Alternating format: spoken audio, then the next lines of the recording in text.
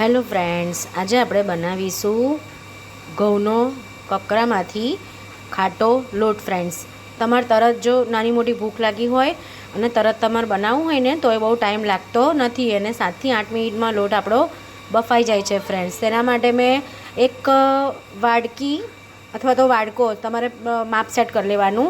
ઘઉંનો જાડો લોટ એટલે કકરો જે આપણે લાડવા બનાવીએ છીએ એ, અને સામે એના માપથી સામે 2 વાટકી કે વાટકો છાશ ખાટી, તેની અંદર મેં લીમડો અને લીલા મરચાં ફ્રેન્ડ્સ ક્રશ કરી નાખ્યા છે. ફ્રેન્ડ્સ, જો આપણે આ છે ને ઘઉંનો જાડો લોટ મોઈ નાખીશું આપણે 2 ચમચી તેલ નાખીને. ફ્રેન્ડ્સ જોઈ શકો છો આપણે મેં કમ્પ્લીટ લોટ મોઈ દીધો છે. ફ્રેન્ડ્સ, મેં એક પેનમાં નોનસ્ટિકના તેલ ગરમ મૂકી દીધું છે. 2 થી 3 ચમચી તેલ લેવાની છે. ફ્રેન્ડ્સ, તેમાં રાઈ નાખવાની છે 1 ટીસ્પૂન જેટલી.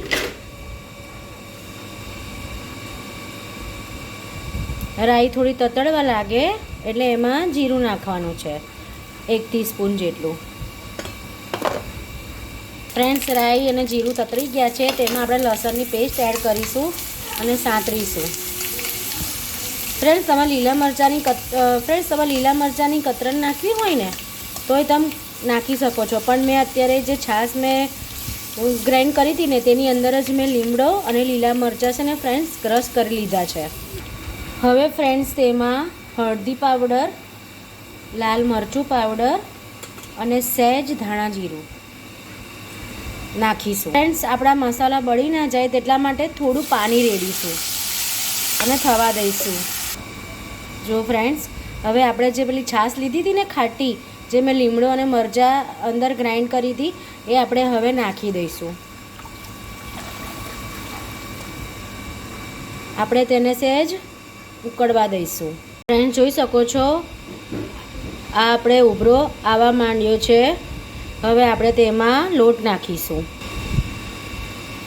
સહેજ નાખીશું. ફ્રેન્ડ્સ, આપણે પૂરો નાખી દઈશું. ફ્રેન્ડ્સ, આમાં જો બરાબર હલાવવાનું, જે લમ્સ ના પડવા જોઈએ ફ્રેન્ડ્સ, એટલે આપણે ધીમા ગેસ પર હલાવવાનું.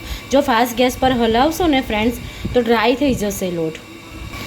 ફ્રેન્ડ્સ, સોલ્ટ ટુ ટેસ્ટ નાખીશું.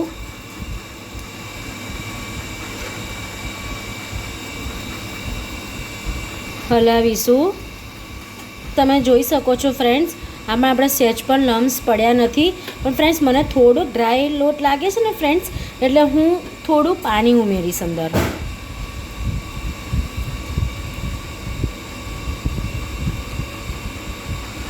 નાનો હાફ કપ તેને હલાવીશું. ફ્રેન્ડ્સ, જોઈ શકો છો તમે, આવું આપણે હલાવી અને 5 મિનિટ સુધી ફ્રેન્ડ્સ ઢાંકીને આપણે રાખીશું. ફ્રેન્ડ્સ, જોઈ શકો છો આપણો લોટ થઈ ગયો છે. હવે આપણે સર્વ કરીશું. ફ્રેન્ડ્સ, તૈયાર છે આપણું ગરમા ગરમ ઘઉંના લોટનું ખીચું, કકરા લોટનું. એમાં આપણે સિંગતેલ નાખીશું. ફ્રેન્ડ્સ, આમાં સિંગતેલનો ટેસ્ટ છે ને ફ્રેન્ડ્સ બહુ જ ફાઇન આવે છે.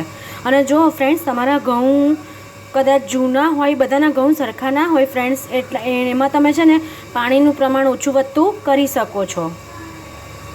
આપણે ધાણાથી સર્વ કરીશું અને ઉપર અથાણાનો મસાલો સ્પ્રેડ કરીશું. ફ્રેન્ડ્સ, જોઈ શકો છો આપણું ખીચું આપણે તૈયાર થઈ ગયું છે.